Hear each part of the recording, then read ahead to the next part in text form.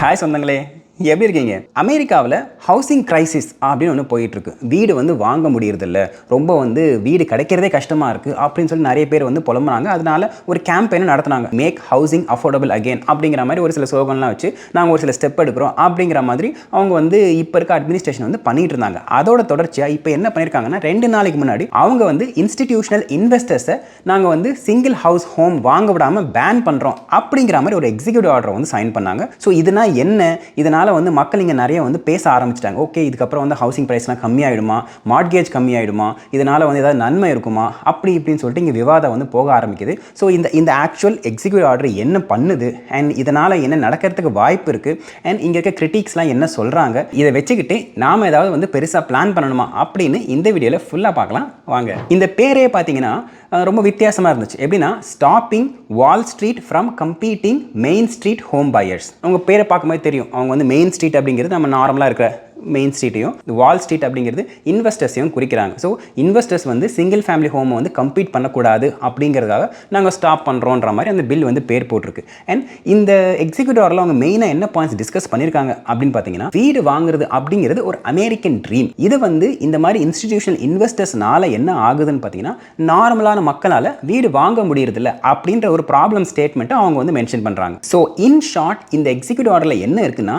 இது ஒரு ரூல் லா அப்படின்னு கிடையாது. என்ன பண்ணியிருக்காங்கன்னா, இருக்கிற ஏஜென்சி கிட்ட இந்த மாதிரி எந்த இன்வெஸ்டருக்கும் நீங்கள் இதுக்கப்புறம் ஃபெடரல் ஃபண்டிங் கொடுத்து ஹெல்ப் பண்ணக்கூடாது அப்படின்னு நீங்கள் எப்படிலாம் அதை ஸ்டாப் பண்ணலாம் அப்படிங்கிற அந்த ரூலை கொண்டு வாங்க, அந்த ஃப்ரேம் ஒர்க்கை கொண்டு வாங்க அப்படின்னு ஒரு டைரக்ஷன் தான் இந்த எக்ஸிக்யூட்டிவ் ஆர்டரில் மென்ஷன் பண்ணியிருக்க தவிர, இது இன்னிலேருந்து ஸ்டாப் பண்ணுறோம் அப்படின்ற ஒரு ரூல் கிடையாது. ஏன்னா அந்த ரூல் பிரசிடென்ட் ட்ரம்ப்பால் மட்டும் பண்ண முடியாது, அது காங்கிரஸ் வழியாக தான் வரணும்.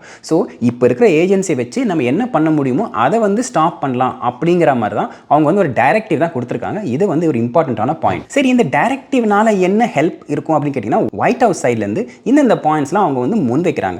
ஒன்று நார்மல் ஃபேமிலிஸ் வீடு வாங்குறதுக்கு அவங்களுக்கு ஒரு ஃபேர் சான்ஸ் கிடைக்கும். அது மட்டும் இல்லாமல் இந்த மாதிரி பெரிய பெரிய இன்வெஸ்டர்ஸ் இந்த ஹவுசிங் மார்க்கெட் அவங்க சும்மா அவங்க கிட்ட காசு இருக்குது அப்படிங்கிறனால அந்த ஹவுஸஸை வாங்கிட்டு அதுக்கப்புறம் கொஞ்சம் அதிகமான ரேட் வச்சு அதுக்கப்புறம் விற்கிறதுனால அவங்க தான் லாபம் பார்க்குறாங்க தவிர, நார்மல் ஃபேமிலிஸ்க்கு இது ஒரு டிஸ்அட்வான்டேஜ் அப்படிங்கிற மாதிரி மென்ஷன் பண்ணியிருக்காங்க. ஸோ தட் இந்த மாதிரி இன்ஸ்டிடியூஷன் இன்வெஸ்டர்ஸை நாங்கள் ஸ்டாப் பண்ணுறோம், பேன் பண்ணுறோம், இல்லை அவங்களுக்கு we are making it hard for them to buy அப்படிங்கிற மாதிரி மென்ஷன் பண்ணியிருக்காங்க. அது மட்டும் இல்லாமல் இந்த நார்மல் ரெண்ட் அந்த ஏரியாவில் இந்த மாதிரி இன்ஸ்டிடியூஷன் இன்வெஸ்டர்ஸ் நம்ம ஸ்டாப் பண்ணுறதுனால அந்த ஏரியாவில் ரெண்ட்ஸ் கணிசமாக குறையும், இல்லை ஸ்டேபிளைஸ் ஆகும் அப்படிங்கிற மாதிரி மென்ஷன் பண்ணியிருக்காங்க. ஸோ இந்த பாயிண்ட்ஸை வச்சுக்கிட்டு இந்த எக்ஸிக்யூட்டிவ் ஆர்டர் இப்படி ஹெல்ப் பண்ணும் அப்படிங்கிறது அவங்களோட ஒரு பாயிண்ட்டாக இருக்குது. And in short home ownership main street ஆளுங்களுக்கு அச்சீவ் பண்ணுறதுக்கு இது ஹெல்ப் பண்ணும் அப்படிங்கிறது அவங்களோட ஒரு பேசிக் பாயிண்ட்டாக இருக்குது. ஸோ இது அந்த இன்வெஸ்டர்ஸை இதுக்கப்புறம் அவங்க வாங்க விடாமல் பண்ணிவிடுமான்னு கேட்டிங்கன்னா கிடையாது. ஏன்னா இது ஒரு பேன் கிடையாது.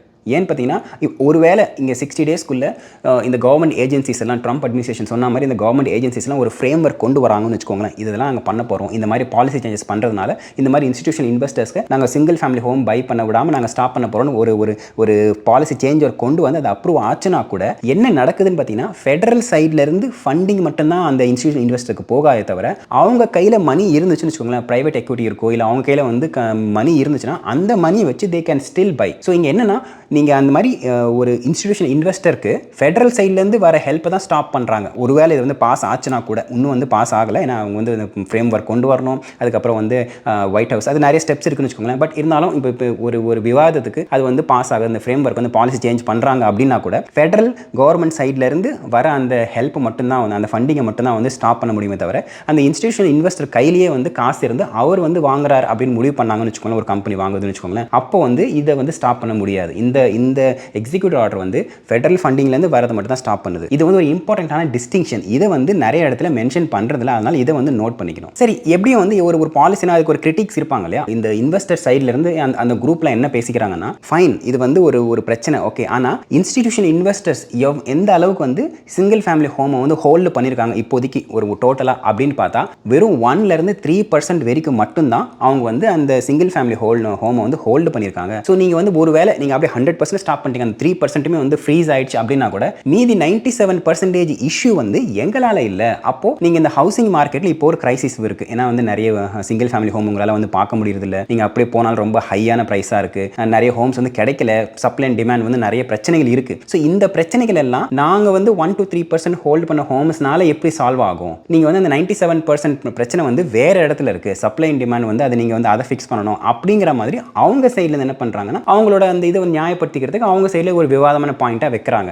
ஸோ இது வந்து கிரிட்டிக்ஸ் இப்படி சொல்கிறாங்க. இது எந்த அளவுக்கு ஹெல்ப் பண்ணும் அப்படிங்கிறது ஒரு பெரிய கேள்விக்குறி. அப்படிங்கிறது மட்டும் இந்த விவாதத்திலேருந்து நம்மளால் அண்டர்ஸ்டாண்ட் பண்ணிக்க முடியும். அண்ட் அடுத்து வந்து இந்த மாதிரி பண்ணுறதுனால இன்ஸ்டிடியூஷனல் இன்வெஸ்டர்ஸோட ஹேபிட் வந்து மாற போகிறது இல்லை. ஏன்னா முக்கால்வாசி அவங்க வந்து ஃபெடரல் ஃபண்டிங்கை எந்த அளவுக்கு அவங்க எதிர்பார்க்குறாங்கன்னு தெரியல. ஒருவேளை இந்த மாதிரி வாங்குறதுக்கு அவங்க எவ்வளோ பர்சன்டேஜ் ஃபெடரல் ஃபண்டிங்லேருந்து அவங்க வந்து யூஸ் பண்ணிக்கிறாங்கன்னு தெரியல. ஸோ அது வந்து 90% இருந்துச்சு அப்படின்னா மேபி இந்த இன்வெஸ்டர்ஸ்க்குலாம் வந்து ஒரு பெரிய அடியாக இருக்கும். ஏன்னா அது ஸ்டாப் ஆகிடுச்சு, மீது 10% மணி வச்சு உங்களால் எதுவுமே வாங்க முடியாது. ஆனால் ஒருவேளை அவங்க வந்து இல்லை நாங்கள் ஃபெடரல் ஃபண்டிங்கை ரொம்ப கம்மியாக தான் யூஸ் பண்ணுறோம் அப்படிங்கிற மாதிரி கேஸ் இருந்துச்சு அப்படின்னா தென் இது வந்து பெருசாக ஸ்டாப் ஆகாது அப்படிங்கிறது இங்கே வந்து கிரிட்டிக்ஸ் இன்னும் வைக்கிற இன்னொரு பாயிண்ட்டாக இருக்குது. ஏன்னா இந்த ஃபெடரல் ஃபண்டிங்கில் எவ்வளோ பர்சன்டேஜ் அப்படிங்கிற அந்த மெட்ரிக்ஸ் வந்து அவைலபிளாக இல்லை. அதனால் நம்மளால் இது வந்து ஒரு கட் அண்ட் ரைட்டாக சொல்ல முடியறதில்ல. பட் இந்த ஒரு க்ரைட்டீரியா வந்து இன்வெஸ்டர்ஸை பாதிக்காது அப்படிங்கிற மாதிரி தான் இப்போ கிரிட்டிக்ஸ் வந்து பேசிகிட்டு இருக்காங்க. சரி ப்ரோ, யார் எப்படி போனால் என்ன, இன்வெஸ்டர்ஸ் வந்து ஒரு பக்கம் இருக்கட்டும், இதெல்லாம் இருக்கட்டும், நமக்கு வந்து ஹோம் ப்ரைஸஸ் வந்து குறையுமா, ப்ரைஸ் வந்து கம்மியாகுமா, மார்கேஜ் ரேட் வந்து கம்மியாகுமா, நமக்கு நார்மலாக இருக்க மக்களுக்கு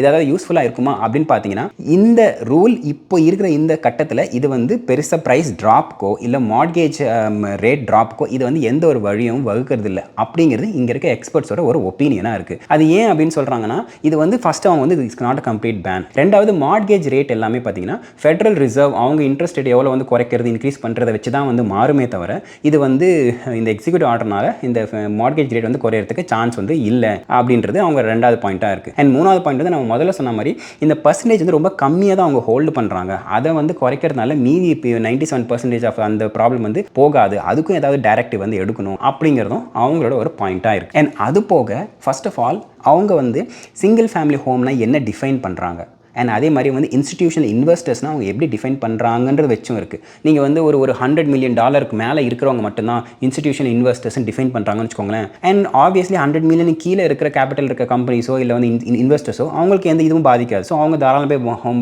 வந்து வாங்கலாம். ஸோ அந்த மாதிரி வாங்கி அவங்க இன்ஃபெக்ட் பண்ணுவாங்களா தெரியாது. அதே மாதிரி இவங்க சிங்கிள் ஃபேமிலி ஹோம் அப்படின்னா ஒரு லிமிட்டுக்கு கீழே ஒரு 200,000 கீழே இருக்க வீடுகள் மட்டும்தான் சிங்கிள் ஃபேமிலி ஹோமாக நாங்கள் வந்து கன்சிடர் பண்ணுறோம். 400,000 கிட்ட மேலே இருக்கிறதெல்லாம் வந்து நாட் அ ப்ராப்ளம் அப்படின்ட்டாங்கன்னா தென் யூஎஸில் முக்கால்வாசி இப்போ ஹோம்ஸ்லாம் பார்த்தீங்கன்னா மீடியன் ஹோம் ப்ரைஸே வந்து 350-400K தான் இருக்குது. ஸோ அதுக்கு மேலே இருக்க ஹோம்ஸ்லாம் வந்து இன்வெஸ்டர்ஸ் வாங்கலாம் அப்படிங்கிற மாதிரி அவங்க டிஃபைன் பண்ணுறாங்கன்னு வச்சுக்கோங்க. அந்த டெஃபினிஷனை ஏற்ற மாதிரி தான் இது வந்து எப்படி வந்து ஆக்சுவலாக எனாக்ட் பண்ணால் கூட ஆகும் அப்படின்றது தெரியும். ஸோ இதனால் வந்து இது வெயிட் பண்ணி பார்க்கணும், மார்க்கெட் எப்படி மூவ் ஆகுது அப்படின்னு இவங்க என்ன ஃப்ரேம்வொர்க் கொண்டு வராங்க அப்படின்னு வெயிட் பண்ணி பார்த்து அதுக்கப்புறம் தான் முடிவெடுக்க முடியுமே தவிர இந்த ஒரு எக்ஸிக்யூட்டிவ் ஆர்டர்னால மட்டுமே இந்த ஹோம் ப்ரைஸஸ்க்கோ இல்லை மார்கேஜ் ரேட்க்கோ எந்த ஒரு பாதிப்பும் இருக்காது அப்படிங்கிறது தான் இப்போதைக்கு இந்த இதை பார்க்கும்போது ஒரு அண்டர்ஸ்டாண்டிங்காக இருக்குது. ஸோ இதனால் ஹோம் வந்து நாங்கள் விற்க போகிறோம், அதனால் வந்து இதனால் பிரச்சனை ஆயிருமா, நாளைக்கே விற்றுறோம் அப்படின்னும் இல்லை நாங்கள் வந்து ஒரு ஹோம் வாங்கலான் இருக்கோம், ஒரு வேளை வந்து இன்னும் கொஞ்ச நாள் வெயிட் பண்ணால் நமக்கு ஹோம் ப்ரைஸ் கம்மியாகும் அப்படின்னும் இப்போதைக்கு யாருமே இருக்க வேண்டாம் அப்படிங்கிறது மட்டும் தெளிவாக தெரியுது. ஸோ இதுதான் இந்த வீடியோட ஒரு மெயின் பாயிண்ட்டாக இருக்கும். இல்லை இந்த பாயிண்ட்டை நீங்கள் கொஞ்சம் மாற்றி சொல்லியிருக்கலாம், இந்த பாயிண்ட்டை மிஸ் பண்ணிட்டீங்க அப்படின்னாலும் தாராளமாக அதை வந்து கமெண்ட் செக்ஷன் சொல்லுங்கள், தெரிஞ்சுக்கலாம். அண்ட் இதே மாதிரி இன்னொரு வீடியோவில் உங்களை சந்திக்கிறேன். அது வரைக்கும் thank you, take care, bye bye, and சொந்தம் தொடர சப்ஸ்கிரைப்.